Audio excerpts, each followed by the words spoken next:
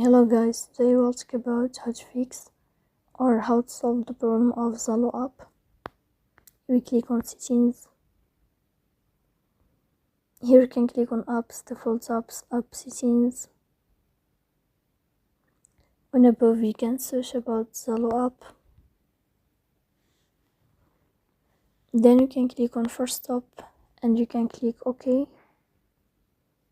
After that you will enter to the window of storage. Here you can click on clear cache. Don't click clear data because that can delete your account.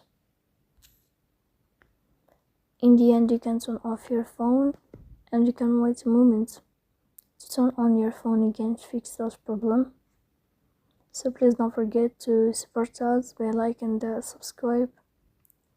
See you next time in another video, and thank you for watching.